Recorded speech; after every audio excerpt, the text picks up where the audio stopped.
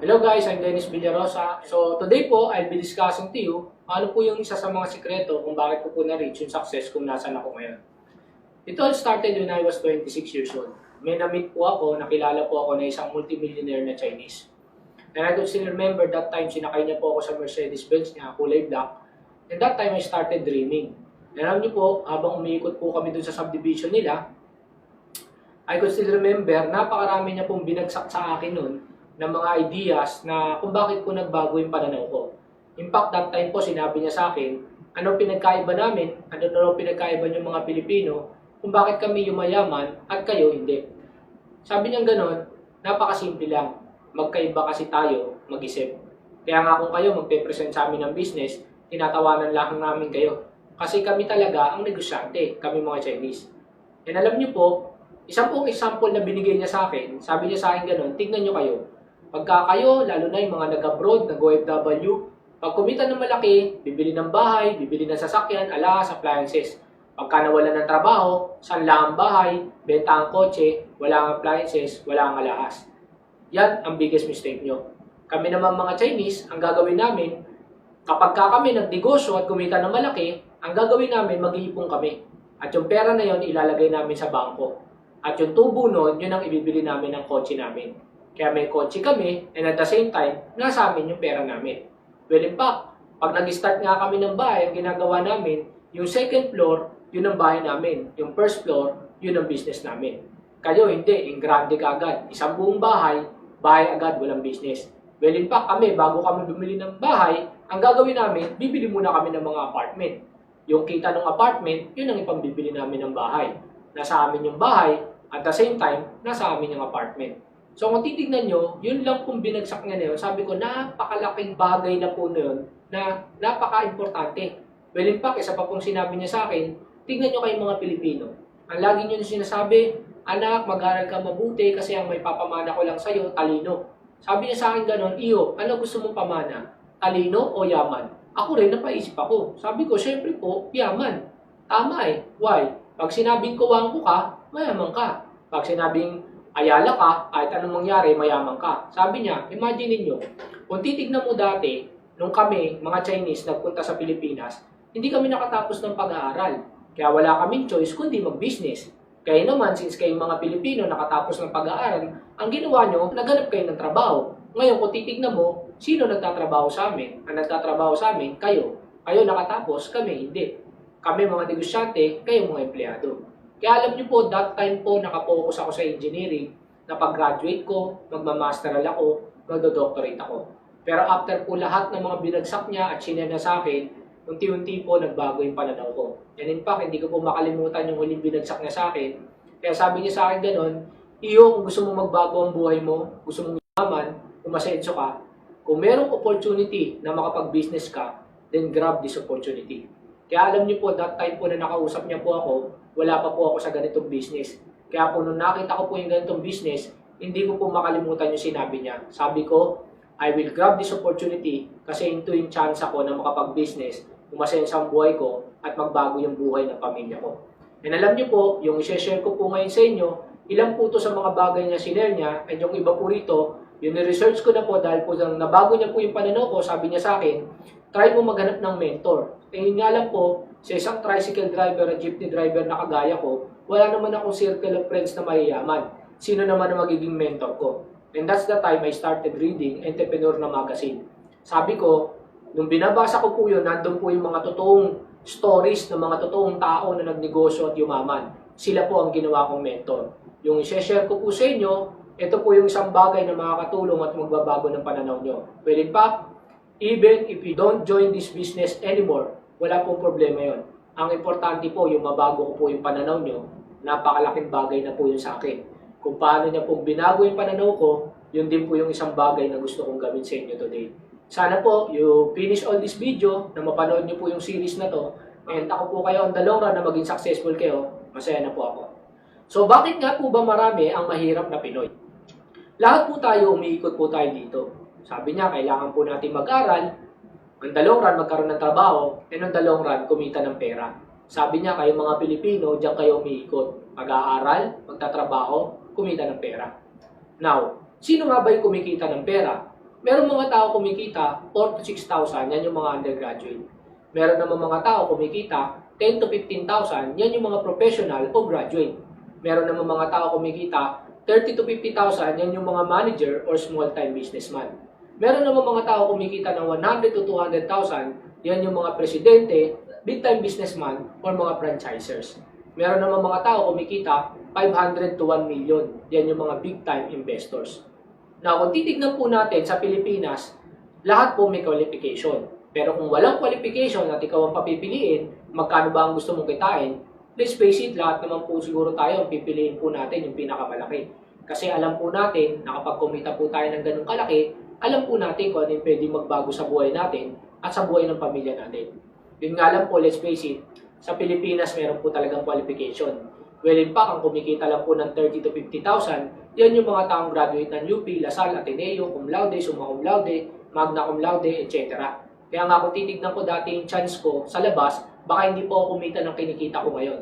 Kasi unang-una po, since self-supporting po ako po nagpaaral sa sarili ko, aminin ko po, marami po akong bagsak. Kasi ang tanging aral ko lang po, yung pumasok po sa school. Paglabas ko po niyan, magtatrabaho na po ako. Pero kung titignan nyo po, I was so thankful sa Diyos na hindi po ako naging matalino at hindi po ako nakatapos ng 5 years at may bagsak po ako. Kasi kung hindi po, baka mas nakita ko po yung chance ako po na maging successful sa pagiging empleyado. And thankful po ako kasi po, mas nakita ko po yung chance ako sa business. Lalo na po yung nakita ko at nakausap ko po yung Chinese po na yun na sinasabi ko sa inyo. Now, kung titignan po natin, dalawang paraan para kumita ka ng pera. Sa either mag-empleyado ka or mag-business ka. Na kung titignan po natin, lahat po tayo, hindi naman po tayo pwedeng tumalong kagad sa business. Ang gagawin po natin, mag-empleyado muna tayo, pero dalawang run, saka po tayo mag-business. Now, statistics po, kung pagbabasehan po natin, 80% po ng Pilipinas tumatakbo po on the opposite side. 5% lang po ang tumatakbo sa kabilang side. Kung titignan po natin sa Pilipinas, 80% ng Pilipinas mahirap at mareklamo. 5% lang po ang mayaman. Why? It's because 80% ng Pilipinas estudyante at empleyado. 5% lang po ang negosyante. Kaya nga po noong time po na yung mga kaklase ko po, nag-engineer, ako naman po, I was running on the opposite side, nagbi-business ako, lahat sila tumatawa sa akin, sabi nila, baliw na ako, sira na ang ulo ko, nagmamadali daw akong yumaman. And sabi ko, ganun, okay lang, tumatawa din ako sa kanila. Why? Kasi alam ko, I was running on the opposite side, iba ang makukuha ko sa makukuha nila. At least alam ko kung saan ako papunta. The question is, ikaw na nanonood dito, saan ka ba tumatakbo? Sa mahirap o sa mayaman? Tandaan niyo po, if you don't do something different, then you won't get something different. Kaya nga, if 1 year, 2 years time, bumalik ako sa mga kakilala ko, kumikita na ako ng malaki, naka-brand new car na ako, it's because I did something different, kaya iba po yung nakuha ko sa nakuha nila. Aminin ko po, up to this date, wala pa pong kaklase ko na nakakaabot po ng tax ng kinikita ko. So, I was so thankful na nag-open mind po ako sa ganitong business. So, sa iyo po, again, if you don't do something different, you won't get something different. Kaya, isipin mo munang mabuti kung saan ka tumatakbo at saan ka dapat tumatakbo. Now, ito po yung Chinese mindset. Sabi niya sa akin ganun, alam mo, Iho, magkaiba mindset natin sa mga anak natin. Ako, mindset ko sa anak ko, 25 years old, may bayad sa sakyan. At 40 years old, kailangan may 20 million ka sa bank. Why? Kikita ng 140,000 every month. Hindi mo na kailangan magtrabaho. Sabi ng ganun, kami mga Chinese, we do business 5 to 10 years. After that, money works for us. So yung pera na po ang nagtatrabaho para sa kanila. Kaya nga hindi ko po makalimutan nun, nilabas niya po ako doon sa bahay niya, may malaking park po doon, nakala ko sa subdivision. Sabi niya, try to look at this park. I bought this for 7.5 million. Pero hindi ako naglabas ng kahit isang kusin dyan. Yung tubo ng pera ko, yun ang pinambili ko dyan. So, money is working for me. So, hindi ko po makalimutan yun. Sabi niya, kayo naman mga Pilipino, ito ang mindset nyo. 22 graduate, 30 nagtatrabaho, 40 sawa sa trabaho, 60 resign sa trabaho, 70 patay kakatrabaho. So, diyan kayo umiikot. And then, pagtanda nyo, aasa kayo sa SSS, GSIS, retirement. And in fact, napakahirap pong kunin yung SSS and GSIS na yan. Pakahirapan pa po. And sabi niya ganun, pag overage na kayo, hindi na kayo matanggap sa trabaho, ang gagawin nyo, mag-abroad. So, you work for money, for life. Hanggat malakas kayo, nagtatrabaho kayo sa pera. Yan ang mindset nyo. Now, sabi ganun, Chinese mindset, 25 years old, may house and lot plus car. Now, tignan po natin kung makakabili ka ng kotse mo. Ang pinag-uusapan po natin dito, kotse, hindi SUV. Now, unang-una po, down payment and insurance, papalo ka na ng around 100,000 po dyan. Now, pagpalagay natin, libre na yung down, huwag mo nang problemahin yan. Pagpalagay po natin na ikaw mismo ngayon, kumikita ka na kagad ng 30,000. So, lahat po kayo na nanonood ng video na to, ipopromote ko na po kayo, 30,000 per month na po kayo. The question is, makakabili ka ba ng kotse mo? Now, punta ka po sa kasa, mag-inquire ka para malaman mo. Kung 3 years mo po uhulugan, 21,000 po ang babayaran mo monthly. Kung 4 years mo po uhulugan, 17,000 per month ang babayaran mo. Ang gastos mo po sa gas, 12,000. That is, nung mura pa po ang gas. Now, tatanungin ka po, maintenance. Kaya po, every 3 months po yan, dinadala mo po yan sa kasa. Magbabayad ka po ng maintenance. Kaya yung iba nagtatanong sa akin, ba't ako magbe-maintain bago yung sasakyan ko? Hindi po, every 3 months po, papalit ka ng spark plug, change oil, etc. In fact, magpalit ka lang po ng lahat ng preno, gagastos ka na po ng 12,000 pesos po dyan. Kaya po meron kayong makikita mga kotse, basag po yung salamin sa likod, naka-masking tape. Bakit po? 15 mil po yun. Na kung titignan nyo po, pag kinumpute po natin yan, sa 4 years na po, ang monthly po na babayaran mo is 32,000 per month. So, ibig sabihin, if you are earning 30,000 every month, I tell you, you cannot buy your own car. Sariling kotse mo, hindi mo mabibili. Kaya sigurado, magmomotor ka din. Imagine, kotse pa lang pinag-usapan, hindi SUV. Paano pa po ang bahay? So kung titignan nyo po, yan po yung reason kung ba't nakapag-isip din ako na kumita po ng malaki. Kasi na-compute ko po yan na hindi po talaga maaabot kahit mag 30,000 pa ako yung sarili kong sasakyan. And ang greatest dream ko po kasi, uwi ako sa amin, may dala akong sasakyan. And hindi po lahat nangyari yun kung kumita lang po ako ng 30,000 or less. Now sabi niya ganon, 40 years old kailangan may 20 million ka sa bank. Kasi kumita yan ng 140,000 every month. Hindi mo na kailangan magtrabaho. Yan na magtatrabaho para sa'yo. Now, tignan po natin. If you could save 50,000 every month, imagine, what if hindi ka nga nakakapagtabi ng 50 mil? Hindi ka nga kumikita ng 50 mil, paano ka magtatabi ng 50 mil? But if you could save 50,000 every month, ang 1 million bago mo maipon, 2 years. Lumalabas po ang 20 million bago mo maipon, 20 years. So, kung 40 ka na ngayon, plus 20, 60 years old ka na bago mo maipon yung 20 million. That is, kung 50 mil ang natatabi mo. Now, what if nakakapagtabi ka ng 5,000? Let's face it, alam ko kahit sino po sa inyo, napakahirap po magtabi ng 5,000 every month. Pero if nakakapagtabi ka ng 5,000, ang 1 million bago nyo po maipon, 20 years. So, lumalabas po ang 20 million bago nyo maipon, 400 years. Ibig sabihin, 4 na beses kang mabubuhay at mamamatay. Kaya nga po, di ba, ang sabi natin sa mga anak natin, ang may papamana ko lang sa'yo, talino, lolo ng lolo ng lolo ng lolo natin, yung po ang pinamana. No? Kaya nga po, kung papipiliin ka ng talino o yaman, ang gusto mong pamana, yaman. Kasi po, madali na pong magpatalino pag mayaman ka na. Tama po ba? These are the people who knew and started at a younger age. Si Lucio Tan po, nag-start po yan mag-business at the age of 16. Now is 81 years old. Si Henry C. po, nag-start pong mag-business at the age of 12. And now is 91 years old. Go Kong Wei po, 14 years old. Naglalako po ng kandila at sabon. Bike lang po ang gamit. Now is 89 years old. Alfredo Camiao, I don't know kung pamilyar po kayo dyan. Yan po yung may-ari ng Sexto. He started doing business at the age of 12. Nagtitinda po siya ng sigarilyo sa kalsada. And ang dalawang run, sabi po ng mga jeepney driver, wala bang juice? So nag-repack siya ng juice. That's why naging Sexto. Now, kung titignan nyo po to, tignan nyo po yung mga edad ng mga Chinese nung nag-start sila mag-business. Sa ating pong mga Pilipino, bukod tangi po, 12 years old, hatid sundo po sa eskwelahan. Tama? Kaya po kung titignan nyo po, halos lahat po ng produkto made in China. Why? Kasi po sa China, hindi po pwedeng nag-aaral ka lang. Kailangan nagtatrabaho ka rin. Dito lang po sa Pilipinas na bukod tangi, na kailangan pag nag-aaral ka lang. Kaya minsan po, may nakakausap akong mga magulang. Sabi gano'n, ako, tigilan nyo yung mga anak ko. Huwag nyo silang invite-invite sa ganyang business. Kasi gusto ko tumutok lang sila sa pag-aaral nila. Kaya kung titignan nyo po, napakarami po nilang oras. Kaya mas marami pa po yung time. Imbis na mag-aral, nagbubulakbol, nanonood ng sine, etc. Why? Kasi po yung mindset po na ginawa natin sa kanila mali. Kasi po, ako, I believe, kaya po pong i-maximize ang oras mo kung gusto mo. Kasi po, nagawa ko pong mag-aral at magtrabaho at the same time. Well, in fact, kung pupunta ka nga po ng Divisoria, Binondo, etc., makikita nyo po dyan, merong mga estudyante naka-uniforme, Chinese. nagbabantay po ng butik nila. In fact, meron po mga may-ari ng hardware. Pag uwi po ng mga anak nila, aasikasuhin po yung hardware. Or even po sila Gokong Wei and yung mga sikat po na businessman, kapag ka po bakasyon po ng mga anak nila, nagtatrabaho po sa company nila, nag-i-start po sa clerical bago po maging sa pinakamataas na posisyon sa kumpanya. Titignan nyo po, iba po ang mindset nila sa mga anak nila, kaya po yumayaman yung mga anak nila. So dapat po tayo rin mismo, baguhin din po natin yung mindset sa mga anak natin. If you're not 12 years old today, kailan mo plano mag-start mag-business? Imagine, ikaw na nanonood nitong video ngayon, baka 30 or 25 or 50 years old ka na and you don't plan to do business, kailan pa? So, have an open mind. Kapag may business, then grab that opportunity. Now, eto po, si Lawrence Larry Ellison, he's the number 7 richest man on the planet. In-invite po siya. Famous speech po sa Yale University. In-invite po siya sa Yale University para po mag-speech. Alam niyo po, napakaganda po na naging speech niya doon. Nung araw po na yun, lahat po ng tao nakatoga.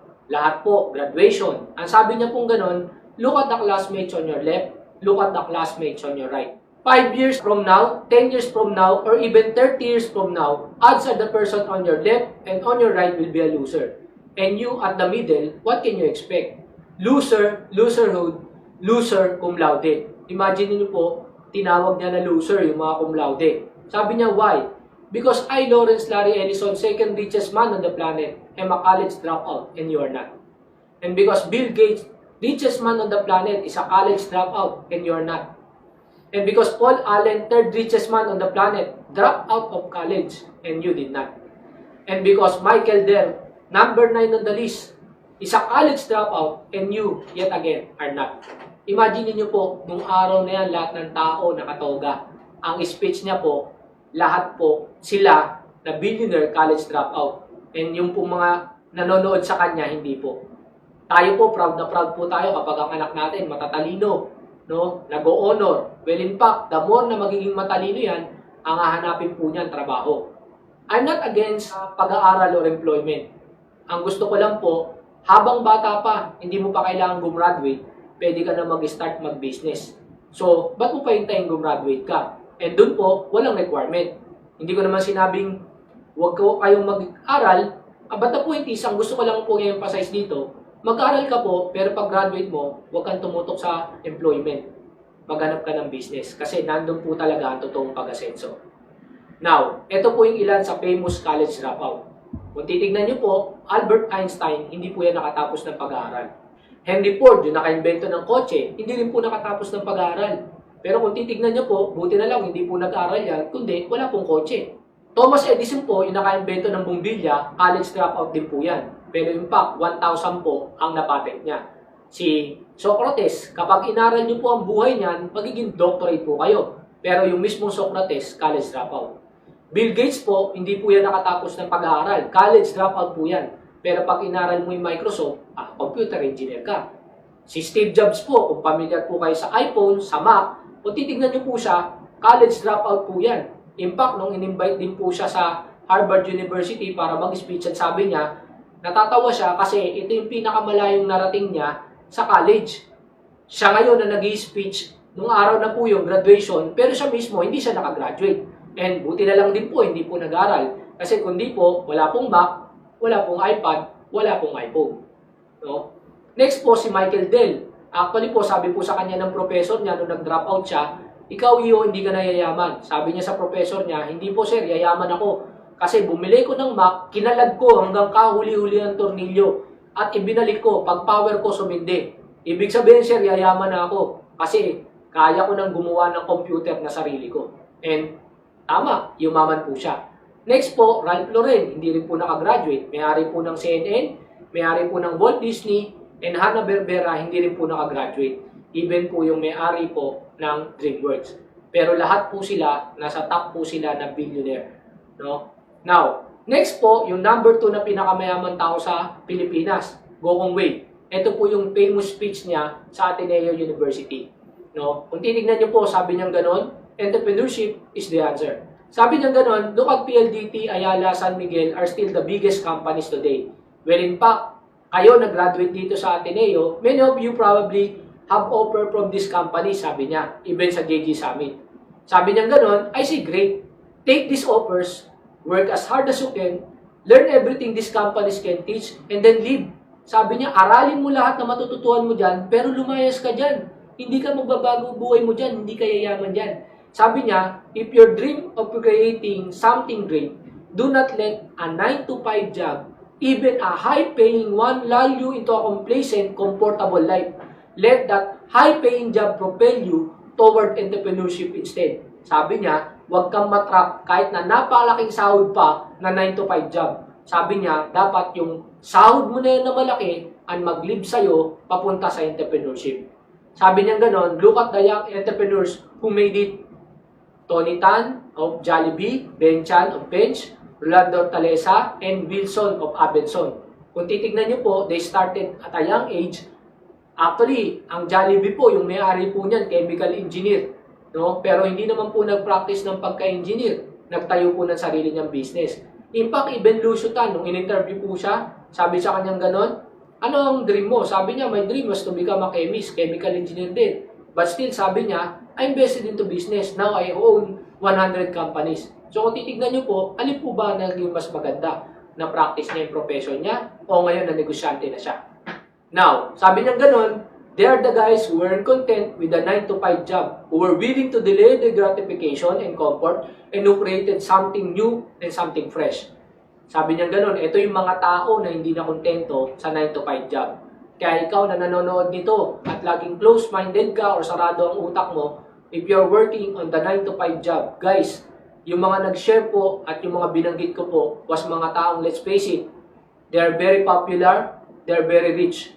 Tama po yung sinasabi nila. Ang kailangan lang po natin gawin, have an open mind, baguhin po natin yung pananaw natin, sundin po natin kung ano po yung mga mindset nila. Again, ito po yung lagi kong sineshare sa lahat po ng mga nakakausap ko.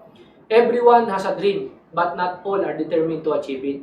Lahat po ng mga kausap natin, pare-parehas mayroong pangarap. Yun nga lang po, bilang lang po yung mga katulad namin who are determined and willing to do everything. Kahit hindi ko na linya, nilinyahin ko yan just to achieve my dream.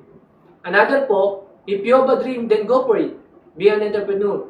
That's the only way you can achieve it. Let's face it, lahat na naman po na nakakuha ng pangalan nila was yung mga taong talagang nag-business, hindi po yung nag-employ. Next po, the things you regret most in life are the risks you didn't take.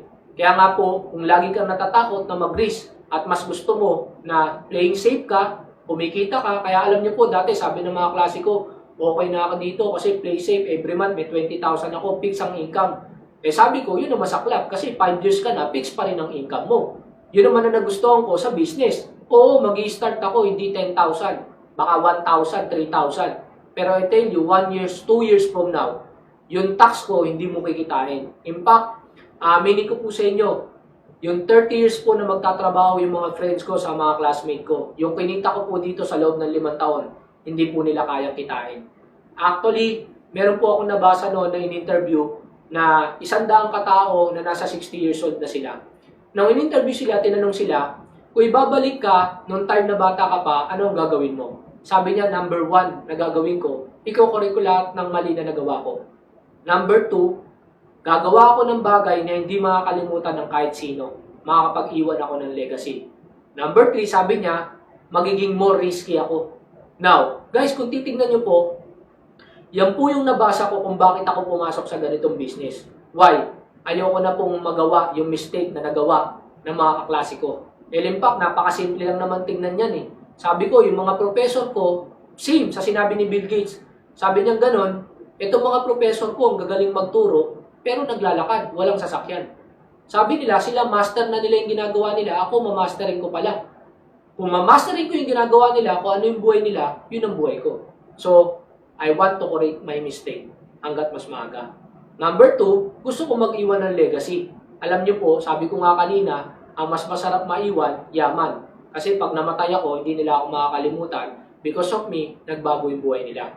And number 3, sabing ganon, magiging risky ako. Alam niyo po sa business, pag gusto mo magnegosyo, kailangan po maging risky ka. Hindi po laging sure. Pero I tell you, since risky po yan, kaya po malaki po ang kapalit niyan. That's the reason, pwede pong magbago ang buhay mo, umasenso, yumaman ka because naging risky ka. Kaya sa inyo po sana sa mga kapanood ng video nito, try mo nang baguhin ang pananaw mo. Huwag ka na mag-play safe.